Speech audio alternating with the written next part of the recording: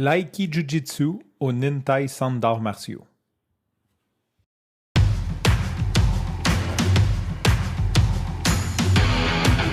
Il aime le code. Il faut que la communication soit codée, mais de façon claire et transparente. La rigidité, c'est pas pour lui. Mon nom est Francis Parent-Valquette et vous écoutez le Sandro Show. Mais le plus important, c'est qu'il est bélier.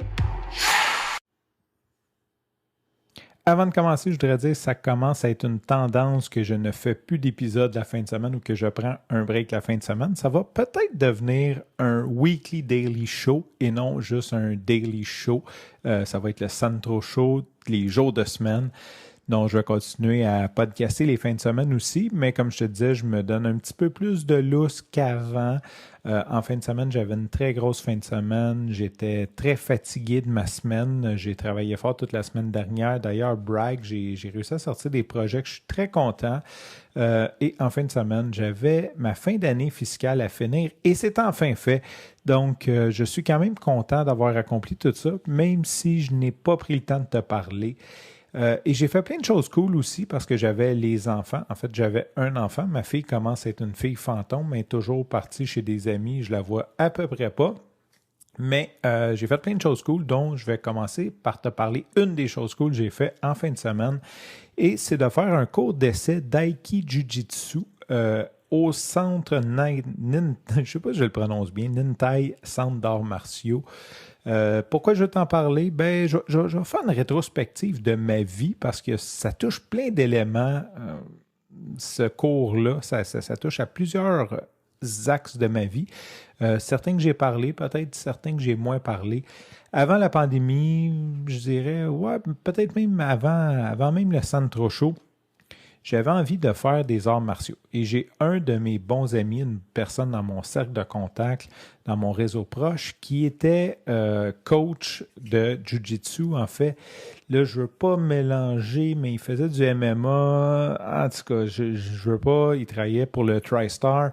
Comme je ne connais pas trop les termes, je ne veux pas m'aventurer là-dessus, mais bref, c'est quelqu'un que je respecte beaucoup et qui était très bon.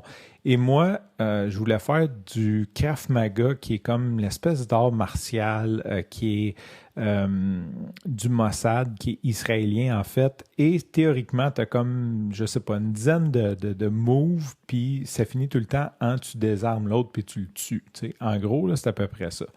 Et j'en ai parlé, je disais, hey, j'aimerais ça faire les arts martiaux, puis qu'est-ce que tu me conseilles de faire? Puis j'ai parlé du Krav Maga, puis il m'a dit, pour de vrai, il dit, le Krav Maga, il dit, c'est une joke, là. Il dit, les gars, ils venaient au gym, là, puis il dit, on avait des poignards en plastique, puis on réussit à leur enlever, puis les poignarder.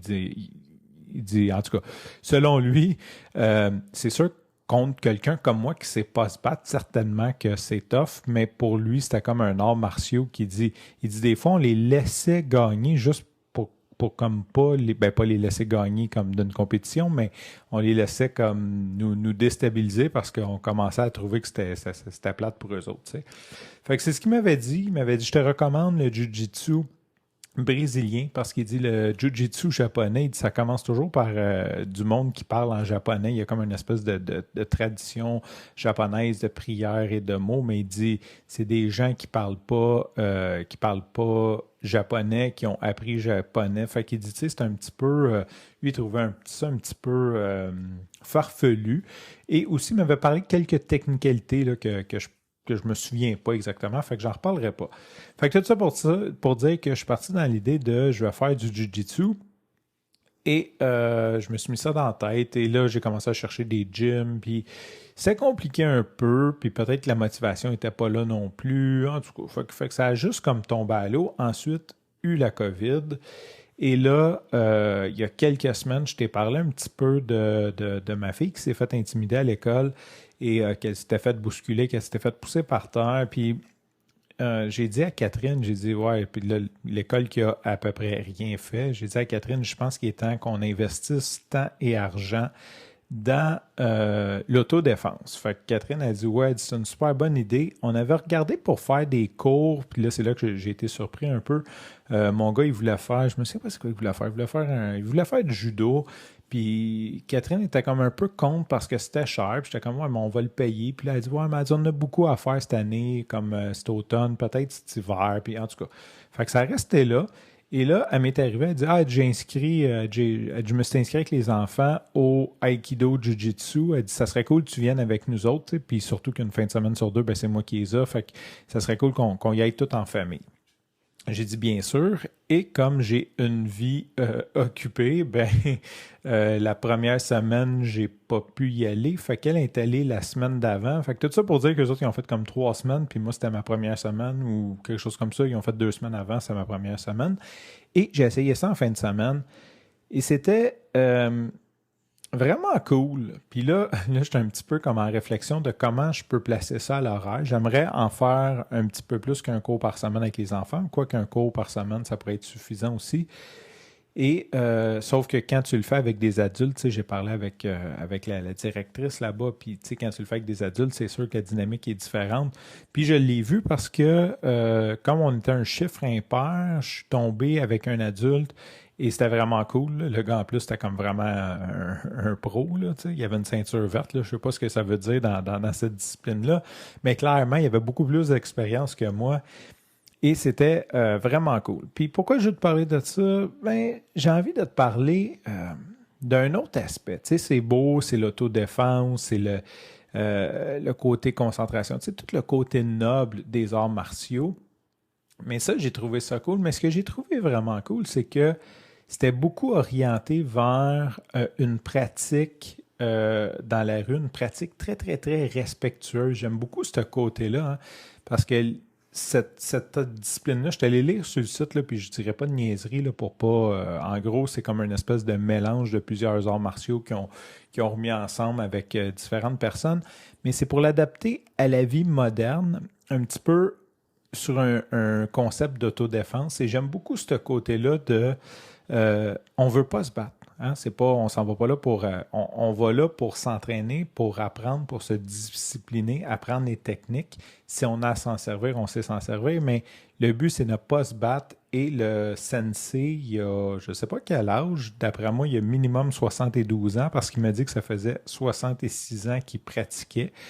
Fait que s'il a commencé à 6 ans, il a 72. Je ne sais pas à quel âge il a commencé exactement. Puis c'est le fun d'avoir un monsieur de cet âge-là qui, écoute, sincèrement, j'aurais donné 50. Là, je veux dire, il est en forme, là, puis c'est vraiment cool. Mais l'autre aspect, je veux parler de ça, c'est que je pense qu'il y a beaucoup à apprendre, même si, en enlevant le côté autodéfense, comme d'apprendre à tomber. Tu sais, moi, j'ai fait du judo quand j'étais jeune, puis on apprenait à tomber. C'est sûr que j'ai oublié avec le temps, mais tu sais, si tu chutes parce que tu glisses à la glace ou tu es en train de travailler ou peu importe, bien, de savoir tomber, je pense que c'est une bonne chose. Donc, de t'entraîner sur un tapis, un tatami à tomber, bien, dans un environnement contrôlé, c'est sûr que après, c'est beaucoup plus facile quand tu vas venir pour tomber dans la vraie vie d'avoir le réflexe parce que tu vas être entraîné. Fait que j'ai trouvé ça cool, cet aspect-là. Puis l'aspect aussi de... il montre comme comment se mettre en position pour bloquer, puis tu sais, comme crier non, genre. Mais juste cet aspect-là, ça peut éviter beaucoup de troubles. Tu sais, de juste savoir comment se mettre en position de blocage, d'être convaincu, puis d'arrêter, de désamorcer un combat, bien, je trouve ça vraiment cool. Fait que j'ai une super belle expérience. J'ai trouvé ça vraiment trippant. J'aime aussi beaucoup la vibe de... Tu sais, il n'y a comme rien qui a changé dans les arts martiaux depuis des milliers d'années. Là. Je dis des chiffres, là, mais tu sais, c'est des méthodes ancestrales. Bon, c'est sûr que c'est d'un local à Montréal. Le local n'est pas ancestral, mais le côté comme on rentre, le respect, faut t'enlèves ton chapeau quand tu rentres. C'est silencieux, tu rentres dans le dojo, c'est silencieux, tu enlèves ton chapeau, tu te déshabilles, tu salues le tapis, tu salues le dojo quand tu rentres, tu écoutes, il y a comme une espèce d'ordre, de priorité, de respect entre les combattants, entre le sensei, entre tout le monde, mais aussi un respect de la salle, un respect de... Je trouve ça intéressant. En tout cas, je trouve cette espèce d'aspect-là qu'on a beaucoup perdu. Tu sais, aujourd'hui, je veux dire, on mange à la table avec notre casquette. Puis, je suis pas passiste. Là. Je veux dire, je retournerai pas nécessairement en 1830 où fallait se chaîner les souliers avant d'aller souper. Tu sais, mais quand même, je trouve ça intéressant. Je trouve ça beau. Je trouve ça le fun qu'on garde cette tradition-là dans ces moments-là. Puis l'autre chose que je voulais te parler, c'est tout le côté technique. Tu sais, c'était vraiment cool de faire ça. Il y avait, là, je pense que c'est un Renchi, en tout cas, je ne sais pas trop comment on prononce son nom, une fille très haut gradée qui accompagnait le sensei, qui était là, en fait, en gros, je dirais une prof, là, mais ça a un titre un petit peu plus élégant que ça. Et là, tu sais, moi, je suis comme tombé avec elle un moment donné parce que j'apprenais, puis là, ben, comme je te disais, c'était impair, puis elle est venue, tu sais, puis c'était impressionnant de voir comment que, je sais pas, elle devait mesurer 5 pieds, c'est une fille normale, là, 5 pieds 5, 5 pieds 6, là, je sais pas, tu sais.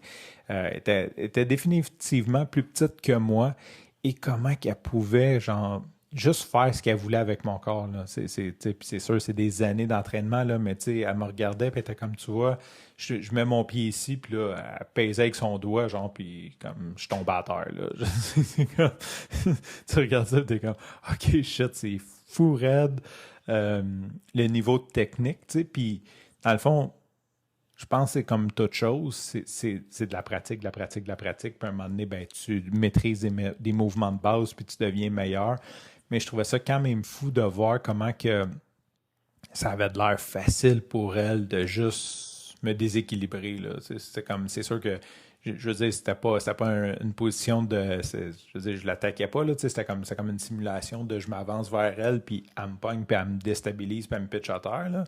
Mais c'était comme, je sais pas, man, c'était comme ouvrir ma gourde pour prendre une gorgée d'eau, là. Pour elle, c'était vraiment banal et tellement bien exécuté.